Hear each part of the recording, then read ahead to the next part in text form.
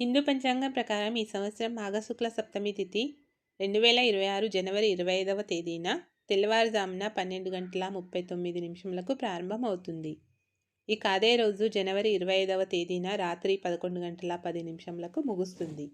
కాబట్టి ఉదయతిథి ప్రకారం రథసప్తమి 2026 పండుగను జనవరి 25వ తేదీ ఆదివారం రోజు జరుపుకుంటారు. ఈ రథసప్తమి రోజు ఉదయించే సూర్యుడికి ప్రార్థనలు పూజలు చేస్తారు. కాబట్టి ఈ ఏడాది రథసప్తమి రోజు సూర్యోదయం ఉదయం 7:13 ఉంటుందని పండితులు చెప్తున్నారు. ఆయా ప్రాంతాలు ఆచరించే పంచాంగం ప్రకారం స్వల్ప మార్పులు ఉండే అవకాశం ఉంది. ఇక రథసప్తమి రోజు పవిత్ర స్నానం చేయడానికి ఉదయం 5:26 నుండి 7:13 వరకు శుభ సమయం ఉంటుంది.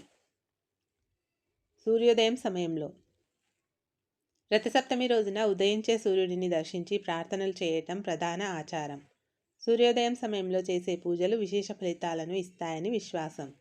ఈ ఏడాది రథసప్తమి నాడు సూర్యోదయం ఉదయం 7:13 జరుగుతుంది. ఈ సమయంలో సూర్యునికి నీటిని అర్పిస్తూ ప్రార్థనలు చేయటం శుభకరం. శుద్ధ జలంతో స్నానం చేయడం. ఈ పండుగ రోజున పవిత్ర నదిలో లేదా ఇంట్లో శుద్ధ జలంతో స్నానం చేయడం ఆనవాయితీగా వస్తుంది.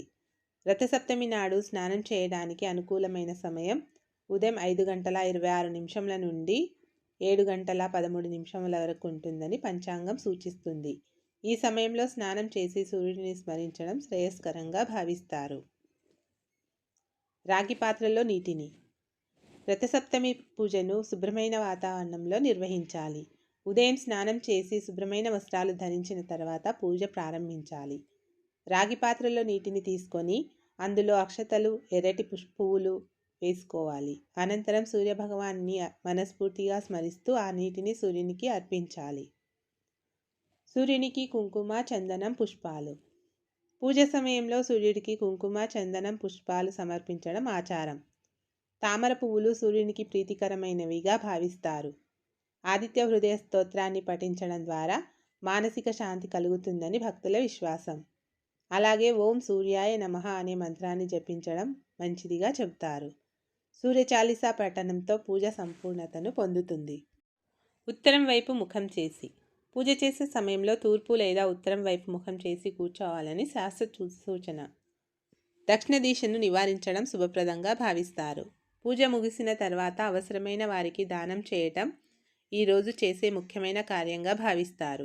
ఆహారం, వస్త్రాలు లేదా ధనాన్ని దానం చేయడం ద్వారా పుణ్యం లభిస్తుందని నమ్మకం. సూర్యారాధన చేయడం వలన. రథసప్తమి నాడు సూర్యారాధన చేయడం వలన ఆరోగ్యం మెరుగుపడుతుందని భక్తుల విశ్వాసం. దీర్ఘకాలిక రోగాల నుంచి ఉపశమనం లభిస్తుందని, శరీరానికి శక్తి పెరుగుతుందని చెబుతారు.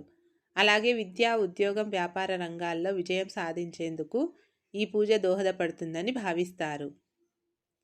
ఉపవాసాలు, పూజలు, జపాలు. మాఘమాసంలో చేసే సూర్యపూజకు ప్రత్యేక ఫలితాలు ఉంటాయని శాస్త్రోక్తంగా పేర్కొంటారు. సూర్యుడు గ్రహాలకు అధిపతి కావడంతో ఆయన అనుగ్రహం లభిస్తే జీవితం సాఫీగా సాగుతుందని నమ్మకం. అందుకే రథసప్తమి రోజున ఉపవాసాలు, పూజలు, జపాలు చేయడం ద్వారా భక్తులు సూర్యుని కృప పొందేందుకు ప్రయత్నిస్తారు. ఇంట్లో రథసప్తమి పూజ ఎలా చేయాలి? సింపుల్ విధానం. ఈ పూజ చాలా సరళంగా చేయవచ్చు. ముందుగా ఉదయాన్నే లేచి జిల్లేడు అనగా అర్ఘ పత్రాలు 7 తలపై పెట్టుకొని స్నానం చేయాలి.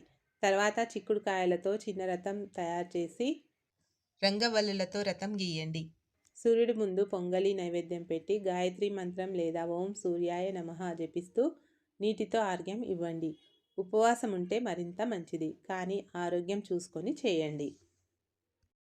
పురాణాల్లో చెప్పినట్టు రథసప్తమి రోజున సూర్యారాధన చేస్తే చర్మవ్యాధులు తగ్గుతాయి, శరీరంలో శక్తి పెరుగుతుంది, పాపాలు తొలగుతాయి.